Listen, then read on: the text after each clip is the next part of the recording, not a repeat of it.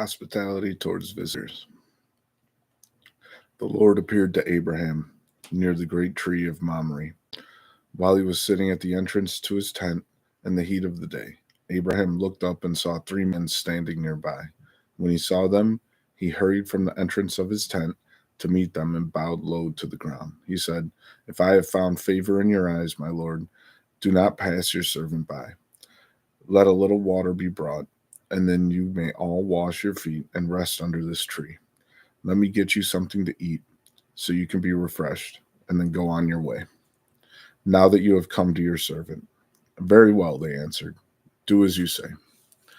So Abraham hurried into the tent to Sarah. "Quick," he said, "get 3 seahs of fine flour and knead it and bake some bread." Then he ran to the herd and selected a choice tender calf and gave it to a servant, who hurried to prepare it. He then brought some curds and milk and the calf that had been prepared and set these before them. While they ate, he stood near them under a tree. "Where is your wife Sarah?" they asked him. "There, in the tent," he said. Then the Lord said, "I will surely return to you about this time next year, and Sarah, your wife, will have a son." Now Sarah was listening at the entrance to the tent, which was behind him. Abraham and Sarah were already old and well advanced in years, and Sarah was past the age of childbearing. So Sarah laughed to herself as she thought, "After I am worn out and my master is old, will I now have this pleasure?" Then the Lord said to Abraham, "Why did Sarah laugh and say, 'Will I really have a child now that I am old?' Is anything too hard for the Lord? I will return to you at the appointed time next year, and Sarah will have a son." Sarah was afraid, so she lied and said, "I did not laugh." But he said, "Yes, you did laugh."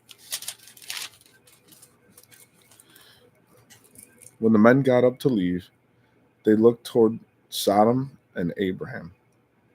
When the men got up to leave, they looked down toward Sodom, and Abraham walked along with them to see them on their way. Then the Lord said, "Shall I hide from Abraham what I am about to do? Abraham will surely become a great and powerful nation, and all nations on earth will be blessed through him.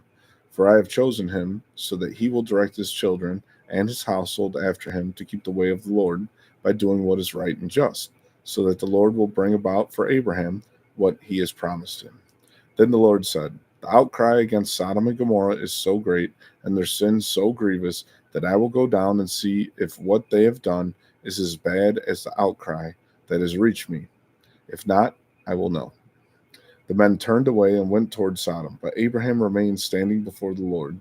Then Abraham approached him and said, "Will you sweep away the righteous with the wicked? What if there are 50 righteous people in the city? Will you really sweep it away and not spare the place for the sake of the 50 righteous people in it? Far be it from you to do such a thing, to kill the righteous with the wicked, treating the righteous and the wicked alike. Far be it from you. Will not the judge of all the earth do right?" The Lord said, "If I find 50 righteous people in the city of Sodom, I will spare the whole place for their sake." Then Abraham spoke up again. "Now that I have been so bold as to speak to the Lord, though I am nothing but dust and ashes, what if the number of the righteous is 5 less than 50? Will you destroy the whole city because of 5 people? If I find 45 there," he said, "I will not destroy it." Once again he spoke to him. "What if only 40 are found there?" He said, "For the sake of 40, I will not do it." Then he said, "May the Lord not be angry, but let me speak. What if only 30 can be found there?" He answered, "I will not do it if I find 30 there." Abraham said, "Now that I have been so bold as to speak to the Lord, what if only 20 can be found there?" He said, "For the sake of 20, I will not destroy it." Then he said, "May the Lord not be angry, but let me speak just once more. What if only 10 can be found there?" He answered, "For the sake of 10, I will not destroy it." When the Lord had finished speaking with Abraham, he left, and Abraham returned home. The 2 angels arrived at Sodom in the evening, and Lot was sitting in the gateway of the city. When he saw them, he got up to meet them and bowed down with his face to the ground. "My lords," he said, "please turn aside to your servant's house. You can wash your feet and spend the night, and then go on your way early in the morning." "No," they answered, "we will spend the night in the square." But he insisted so strongly that they did go with him and entered his house. He prepared a meal for them, baking bread without yeast, and they ate. Before they had gone to bed, All the men from every part of the city of Sodom, both young and old, surrounded the house. They called to Lot, "Where are the men who came to you tonight? Bring them out to us so that we can have sex with them." Lot went outside to meet them and shut the door behind him and said, "No, my friends, don't do this wicked thing. Look, I have 2 daughters who have never slept with a man. Let me bring them out to you, and you can do what you like with them. But don't do anything to these men, for they have come under the protection of my roof." "Get out of our way," they replied. And they said, "This fellow came here as an alien. Now he wants to play the judge. We'll treat you worse than them." They kept bringing pressure on Lot and moved forward to break down the door. But the men inside reached out and pulled Lot back into the house and shut the door. Then they struck the men who were at the door of the house, young and old, with blindness, so that they could not find the door. The 2 men said to Lot, "Do you have anyone else here? Sons-in-law, sons or daughters, anyone else in the city who belongs to you? Get them out of here, because we're going to destroy this place. The outcry to the Lord against his people is so great that he has sent us to destroy it."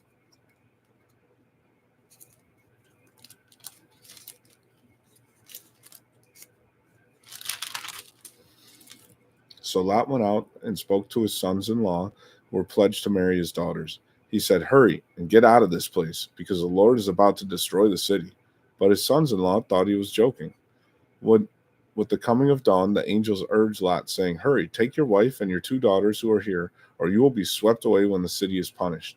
When he hesitated, the men grasped his hand and the hand of his wife and of his 2 daughters and led them safely out of the city, for the Lord was merciful to them. As soon as they had brought them out, one of them said, "Flee for your lives. Don't look back, and don't stop anywhere in the plain. Flee to the mountains, or you will be swept away." But Lot said to them, "No, my lords, please, your servant has found favor in your eyes, and you have shown great kindness to me in sparing my life. But I can't flee to the mountains. This disaster will overtake me, and I'll die. Look, here's a town near enough to run to, and it is small. Let me flee to it. It is very small, isn't it? Then my life will be spared." He said to them, "Very well." He said to him, "Very well, I will grant this request too. I will not overthrow the town you speak of, but flee there quickly, because I cannot do anything until you reach it." That is why the town was called Zoar. By the time Lot reached Zoar, the sun had risen over the land, Sodom destroyed. Then the Lord rained down burning sulfur on Sodom and Gomorrah from the Lord out of the heavens. Thus he overthrew these cities and the entire plain, including all those living in the cities, and also the vegetation in the land. So when God destroyed the cities of the plain, he remembered Abraham, and he brought Lot out of catastrophe that overthrew the cities where Lot had lived.